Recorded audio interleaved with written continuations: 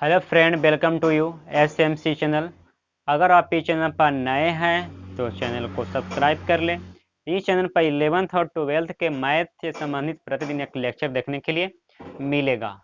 तो हम लोग चल रहे थे इंटीग्रेशन में, जो कि इंटीग्रेशन का पिछला वीडियो में एक्सरसाइज 7.10 तक देख चुके थे। आज हम लोग उसी इंटीग्रेशन को आगे बढ़ाते हुए कुछ हमें प्रॉपर्टी दिया गया है इंटीग्रेशन का, तो पहले हम उस प्रॉपर्टी को देख लेते हैं। उसके बाद हम लोग चलेंगे एक्सरसाइज में। देखिए, जो हमने पढ़ा अभी तक लिमिट लगाने के लिए definite integration, indefinite integration, same to same आगे इंटीग्रेशन वही मिलने वाला है, कोई दूसरा मिलने वाला नहीं है। फर्क सिर्फ इतना ही रहता है कि अगर आप ये प्रॉपर्टी को सही ढंग से अगर याद कर लेते हैं तो आने वाला समय में जो हम लोग आगे करेंगे इंटीग्रेशन, उससे हमें क्या होता है, बहुत हेल्प मिल जाएगा। अगर इस प्रॉपर्टी को दिमाग में रहते हैं तो प्रॉपर्टी के अनुसार अगर चलेंगे तो हमें वहां से क्या होगा, सॉल्यूशन बहुत छोटा आएगा। क्या सॉल्यूशन बहुत छोटा आएगा, वहां से भी बहुत ही सिंपल रूप में बन जाएगा। लेकिन अगर ये प्रॉपर्टी को ना देखते हुए, इसको इग्नोर करते हुए चलेंगे, जो हम पढ़े इंटीग्रेशन उसी को लगाएंगे, तो वहां से क्या होगा, जो अभी तक हमने पढ़ा है इंटीग्रेशन, वहां से कैलकुलेशन बहुत बड़ा बन जाएगा। अगर एक प्रॉपर्टी के अनुसार चलते हैं तो प्रॉपर्टी के अनुसार चलेंगे तो वहां से क्या होता है, जो कैलकुलेशन आएगा बहुत ही सिंपल रूप में आएगा। तो चलिए, हम लोग देखेंगे आगे की ओर बनाएंगे इंटीग्रेशन, एक प्रॉपर्टी के हेल्प से ही बनाएंगे। अगर प्रॉपर्टी के हेल्प से अगर याद न रहता है तो आप वहां से जो पढ़े इंटीग्रेशन, जो पिछला वीडियो में पढ़ चुके integration, definite integration, indefinite integration, वहां से भी बन जाएगा। लेकिन वहां से क्या होगा, कैलकुलेशन बहुत बड़ा बन जाएगा। याद रखिएगा, प्रॉपर्टी को अगर याद करते हुए चलते हैं तो वहां से क्या होगा, कैलकुलेशन बहुत छोटा बनेगा और आंसर बहुत ही जल्द आ जाएगा। तो चलिए, हम लोग एक बार प्रॉपर्टी को देख लेते हैं। प्रॉपर्टी 7 तक दिया गया है प्रॉपर्टी। 7 प्रॉपर्टी को अगर सही ढंग से अगर एक बार याद हो जाता है तो वहां से क्या होता है, कैलकुलेशन बहुत छोटा आता है। तो चलिए, हम लोग देखते हैं प्रॉपर्टी को क्या कर रहा है। फर्स्ट प्रॉपर्टी कह रहा है, प्रॉपर्टी नंबर फर्स्ट कह रहा है कि एफ एक्स डी एक्स है। ये तो लिमिट वही है, लिमिट है, ए से बी दिया गया है लिमिट, इसको बोलते हैं लोअर लिमिट। ये तो बहुत से जान चुके हैं। ये बोलते हैं लोअर लिमिट, ये बोलते हैं अपर लिमिट। तो यहाँ पर देखिए, लोअर लिमिट है, अपर लिमिट है, एफ एक्स डी एक्स दिया गया है। तो यहाँ पर क्या है, प्रॉपर्टी में क्या है, बराबर में क्या दिया गया है, लोअर लिमिट यही दिया गया है और अपर लिमिट यही दे दिया गया है। हर सिर्फ क्या है, यहाँ पर है एफ टी डी टी है, यहाँ पर एफ एक्स डी एक्स है। तो यहाँ पर कहने का मतलब यही हुआ कि अगर आप वेरिएबल चेंज करते हैं तो आंसर में कोई चेंज नहीं होगा। वेरिएबल चेंज करते हैं तो आंसर में कोई चेंज होने वाला नहीं है। ये आप फर्स्ट प्रॉपर्टी यही कह रहा है कि अगर आप वेरिएबल चेंज करते हैं तो आंसर में कोई चेंज होने वाला नहीं है। तो आगे देखिए सेकंड प्रॉपर्टी क्या कर रहा है, वो रीडिंग देकर देख लेते हैं। इसका भी लिमिट दिया गया है, लोअर लिमिट ए दिया गया है, अपर लिमिट बी दिया गया है, एफ एक्स डी एक्स है। बराबर क्या है, यहाँ पर फर्क क्या है, यहाँ पर लिमिट में क्या किया है, चेंज किया गया है। यहाँ पर लिमिट को, तो ये लोअर लिमिट को क्या किया है, यहाँ पर अपर में कर दिया गया है, और अपर लिमिट को कहाँ किया है, यहाँ लोअर में कर दिया गया है। तो यहाँ पर एफ एक्स डी एक्स है। तो यहाँ पर कहने का मतलब यही कहना चाह रहा है कि अगर आप लिमिट चेंज करते हैं तो आंसर में चेंज होगा, लिमिट चेंज करते हैं तो आंसर में चेंज होगा। तो यहाँ पर देखिए माइनस दे दिया गया है, अगर आप लिमिट को चेंज करते हैं तो यहाँ पर माइनस में आंसर आएगा। आगे देखते हैं, प्रॉपर्टी नंबर 3 देखते हैं। देखिए प्रॉपर्टी नंबर 3 कर रहा है, यहाँ पर लिमिट दे दिया गया है, ए से लेकर डी दे दिया गया है, लोअर लिमिट ए, अपर लिमिट बी दिया गया है, एफ एक्स डी एक्स दे दिया गया है, अब बराबर दे दिए गए हैं। देखिए बराबर में क्या कहा है, यहाँ पर ए से सी दिया गया है और सी से बी दिया गया है, यहाँ प्लस देकर ए से सी दिया गया है। देखिए पिछला वीडियो में हमने देखा था क्या 7.9 में हम लोग देख चुके थे लिमिट ऑफ सम। तो यहाँ पर हम एक ग्राफ देकर बताए थे, ग्राफ देख बताए थे, ये कोई ग्राफ दे दिया गया है, इसको हमने यहाँ से यहाँ लाइन को हमने खींचा था, इसको हमने बी कह दिया था और इसको हमने ए कह दिया था, इसको हमने ए बी कह दिया, इसको हमने ए कह दिया। अगर बात बोले जाए कि अगर कोई बीच में कोई आ जाए, बीच में कोई आ जाए तो हमने इसको सी कह दिया, हमने इसको सी कह दिया। तो ऐसे तो ना समझ में आ रहा होगा, लेकिन एक एग्जांपल देते हैं, उसके बाद सही से समझ में आएगा। देखिए यहाँ पर यही कोई दिया गया है, यहाँ पर दिखाई दे रहा होगा, यहाँ पर दिखाई दे रहा होगा, यहाँ पे, यहाँ यही कोई दे दिया जाए इंटीग्रेशन जिसका अपर लिमिट 3 मानते हैं और लोअर लिमिट 1 मानते हैं, ये हो गया एक्स डी एक्स हो गया, एक्स डी एक्स हो गया। अभी अभी हमने बताया ग्राफ से ए और बी के बीच में हमने क्या लिया, सी लिया है।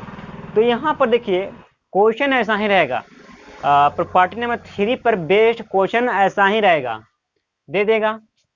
यही कह रहा है कि अपर लिमिट कितना है, 3 है, लोअर लिमिट 1 दे दिया गया है।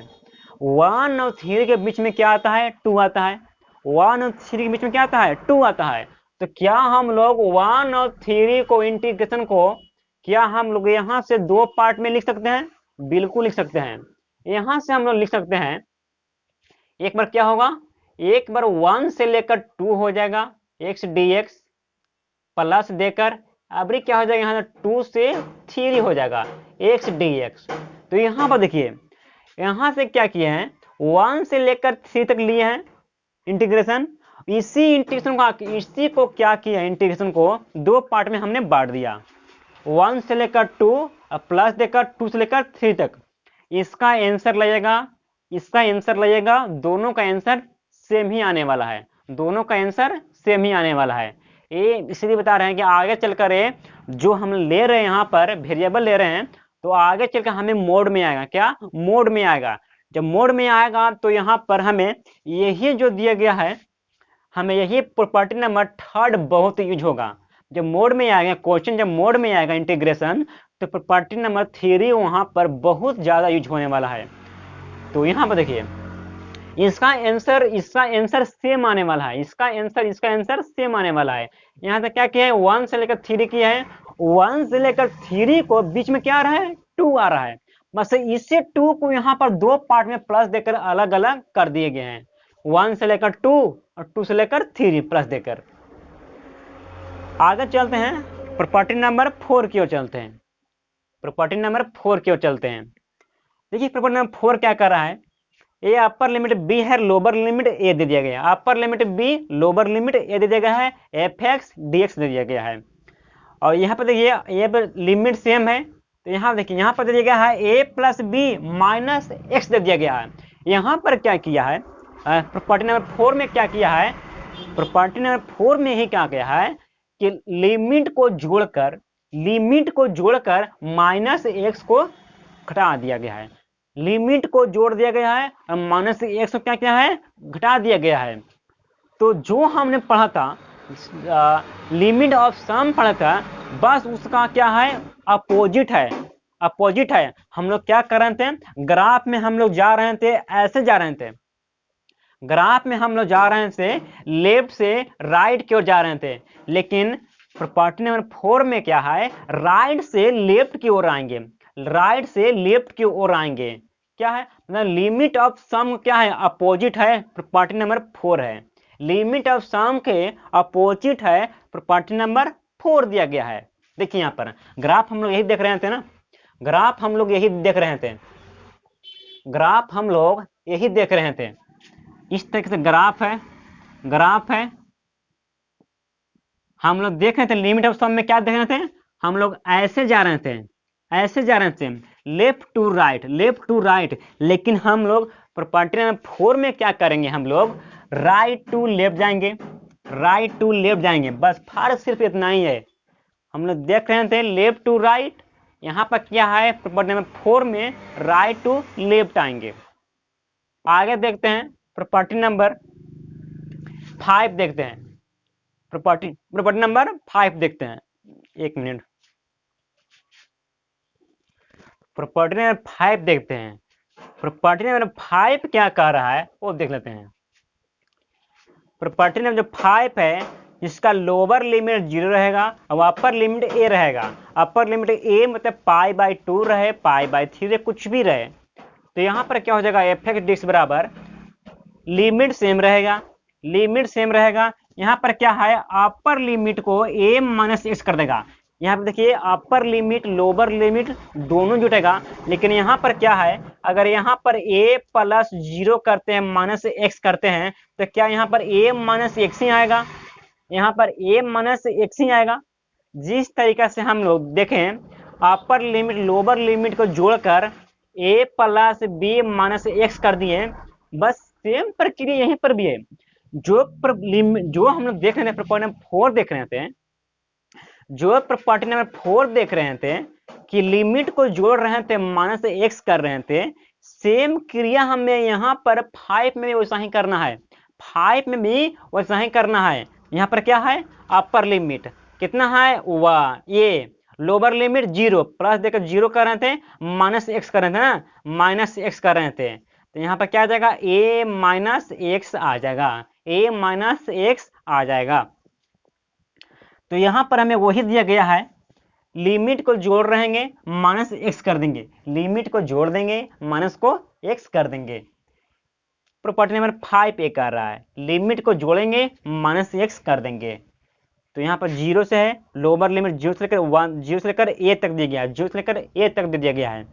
प्रॉपर्टी नंबर 5 पर बहुत सा आता है क्वेश्चन, प्रॉपर्टी नंबर 5 पर बहुत सा दिया गया है क्वेश्चन, जो कि बोर्ड में प्रॉपर्टी नंबर 5 से 5 नंबर का पूछा जाता है, प्रॉपर्टी नंबर 5 से 5 नंबर का पूछा जाता है। आगे देखते हैं प्रॉपर्टी नंबर 6 देखते हैं। प्रॉपर्टी नंबर 6 देख रहे हैं, यहाँ क्या है, लोअर लिमिट 0 है, अपर लिमिट क्या है 2a है, lower limit 0 upper limit 2a है। कहने का मतलब 0 से लेकर 2a दे दिया गया है एफ एक्स डी एक्स। यहाँ से 2 है तो यहाँ से 2 को डायरेक्ट बाहर करते हैं, क्या 2 को, यहाँ से 2a है तो यहाँ से 2 को डायरेक्ट बाहर करते हैं, 2 को डायरेक्ट बाहर करते हैं और एफ एक्स डी एक्स लिखते हैं, जिसका लिमिट 0 से लेकर a तक होता है, जिसका लिमिट 0 से लेकर a तक होता है। यहाँ पर कुछ दे दिया गया है कंडीशन, उसको थोड़ा सा देख लेते हैं। If f 2a minus x बराबर f x, if f 2a minus x बराबर एफ एक्स बराबर 0, अगर एफ एक्स बराबर 0 रहेगा, अगर एफ एक्स बराबर 0 रहेगा तो यहाँ पे क्या आ जाएगा, अगर एफ एक्स बराबर 0 रहेगा तो जो हमें दे रहेगा फंक्शन, जो हमें दिया रहेगा फंक्शन वो बराबर में क्या आ जाएगा, माइनस आ जाएगा, माइनस में एफ एक्स आ जाएगा। जो हमें दिया रहेगा फंक्शन वो क्या आ जाएगा, बराबर में माइनस एफ एक्स आ जाएगा। है क्लियर? एफ एक्स बराबर अगर 0 रहता है, एफ एक्स बराबर अगर 0 रहता है, लिमिट रहता है 0 से 2a रहता है, लिमिट 0 से 2a रहेगा लिमिट, अगर एफ एक्स बराबर 0 रहता है तो क्या आ जाएगा, फंक्शन जो आएगा माइनस एफ एक्स के बराबर आ जाएगा। बहुत सा क्वेश्चन है, बहुत सा क्वेश्चन है और हम लोग क्वेश्चन को एक्सरसाइज में देखेंगे। आगे हमें दिया गया है प्रॉपर्टी नंबर 7 दिया गया है, जिसका लिमिट माइनस a से लेकर a तक है, lower limit minus a, upper limit a दे दिया गया है। जो दे दिया गया है function F x d x, जो यहाँ पर 2 है, जो यहाँ पर 2 है कांस्टेंट है, 0 से लेकर कहाँ तक है, a तक दिया गया है, जिसका लिमिट 0 से लेकर a तक दे दिया गया है, जिसका लिमिट 0 से लेकर a तक दे दिया गया है, एफ एक्स डी एक्स दे दिया गया है। कुछ यहाँ पर दे दिया गया है कंडीशन, कुछ दे दिया गया है कंडीशन, उस कंडीशन को थोड़ा सा ध्यान पूर्वक से देख लेते हैं। क्या है, if f x is a even function, if f x is a even function that is, I E कहने का मतलब that is f minus x बराबर एफ एक्स बराबर 0, that is f minus x बराबर एफ एक्स बराबर 0। तो यह समझिए यहाँ बात बोल दिया है इवन फंक्शन का। इवन फंक्शन का क्या होता है, इवन फंक्शन वो हम लोग देख लेते हैं। देखिए इवन फंक्शन क्या होता है वो हम एक बार देख लेते हैं, इवन फंक्शन क्या होता है। यही को दे दिया गया है F minus x, F minus x, तो हम यहाँ पर क्या कर रहे हैं, एफ क्या है, यहाँ पर क्या कर रहे हैं हम लोग, एक बार क्या लेते हैं, कॉस लेते हैं, कॉस लेते हैं, कॉस माइनस एक्स। हमने यहाँ पर कोई एक फंक्शन ले लिया, कॉस ले लिया, क्या कॉस ले लिया यहाँ पर। तो यहाँ पर जब कॉस ले लिया तो यहाँ पर क्या जाएगा, F cos x, cos x क्या जाएगा यहाँ पे, एफ कॉस एक्स। तो हम यहाँ पर क्या कर रहे हैं कि अगर इसमें क्या होता है, अगर कोऑर्डिनेट पढ़े हो 11th में तो याद होगा, इसमें होता है ऑल पॉजिटिव, इसमें होता है ऑल पॉजिटिव, फर्स्ट क्वाड्रेंट में होता है ऑल पॉजिटिव, सेकंड में क्या होता है, सेकंड में होता है साइन, साइन, साइन क्या, साइन, और साइन होता है साइन, और कोसेक क्या होता है पॉजिटिव, और थर्ड में क्या होता है, थर्ड में tan कोट पॉजिटिव, फोर्थ में क्या होता है सेक कॉस पॉजिटिव, सेक कॉस पॉजिटिव फोर्थ में होता है। तो यहाँ पे देखिए ये जो कॉस क्या है, कॉस होता है फोर्थ में कॉस थीटा, कॉस थीटा, जो फोर्थ में होता है कॉस थीटा, सेक थीटा होता है पॉजिटिव, बाकी और सब नेगेटिव। तो हमें दिया गया है कॉस माइनस एक्स दे दिया गया है, यहाँ पे कॉस होगा, माइनस एक्स है, ये माइनस है तो ये तो नीचे की ओर आएगा, नीचे की ओर, नीचे कितना है, नीचे जो होता है फोर्थ क्वाड्रेंट में cos theta sec theta positive. तो हमें यहीं पे कह रहा है if f x is a even function that is f x बराबर that is f minus x बराबर एफ एक्स होगा, जो यहाँ पर होगा एफ माइनस, जो एफ माइनस एक्स है जो क्या हो जाएगा यहाँ पर एफ एक्स के बराबर हो जाएगा, क्या हो जाएगा एफ एक्स के बराबर हो जाएगा। आगे दे दिया गया है, आगे हमें बात किया गया है ऑड फंक्शन का, an odd function that is f minus x बराबर ही होता है माइनस एफ एक्स। हमने क्या किया इवन फंक्शन में, एफ माइनस एक्स बराबर क्या होगा एफ एक्स का, लेकिन हमें ऑड फंक्शन कह रहा है एफ माइनस एक्स बराबर होता है माइनस एफ एक्स का। तो यहां पर देखिए अगर एफ बराबर माइनस एक्स कह रहा है, हमें माइनस एफ एक्स कह रहा है, तो क्या कर रहा है, बिल्कुल सही कर रहा है। अगर हम यहाँ पर एफ बराबर माइनस साइन ले लें, एफ बराबर माइनस साइन एक्स ले लें, तो क्या ये एफ साइन माइनस एक्स क्या हो जाएगा, माइनस साइन एक्स हो जाएगा। तो हम यहाँ पर लिख सकते हैं माइनस एफ एक्स बराबर माइनस एफ माइनस एक्स बराबर क्या हो जाएगा, माइनस एफ एक्स के बराबर हो जाएगा। ये था प्रॉपर्टी जो 1 से लेकर 7 तक था प्रॉपर्टी।